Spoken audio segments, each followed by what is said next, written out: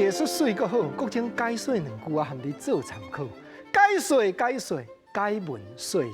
好朋友，今日咱互相来研究一字，就是食物件这字实。干那研究这字就好。你讲国情啊，我知啦。这字实吼，那讲话音就是食饭的食，啊那读册音就是食品的食啊。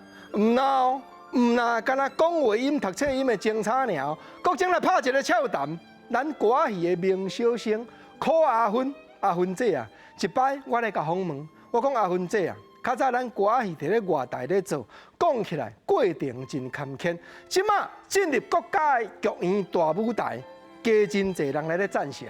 阿芬姐啊，即个人都豪爽，伊甲国政印一句讲，即马是大学生咧看，教授咧批评的呢。当然，这教授咧批评的意思就是讲，真侪只的歌戏看久的内行人，恁袂输教授同款。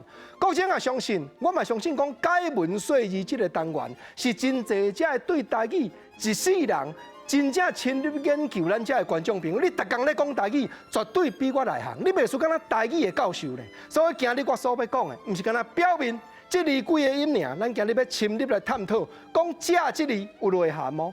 头一句咱来讲。咱来讲，这字里有收入来，有领受的意思。要安怎样解说？来，咱来讲吼，做生意的人常常用一句话叫做“食招”，意思就是讲，这个物件50，你摕100来，我甲你收起来找你50，安尼叫做“食招”。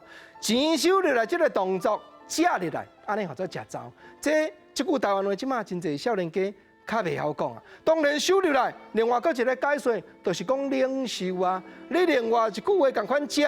咱讲食罪，食罪就是讲你枉屈我，我都无做这个代志，你白白报答你甲我，叫我都爱食罪，食罪无奈，我都爱领受，都爱领受这个罪名。安尼原来是食的解说，唔是真正食入去。这100块来，你唔是真正甲食入去。这个罪名唔是讲你绝对巴肚底入去，唔是，伊是另外引申出来的意思，就是领受，就是收入来的意思，唔则讲食糟。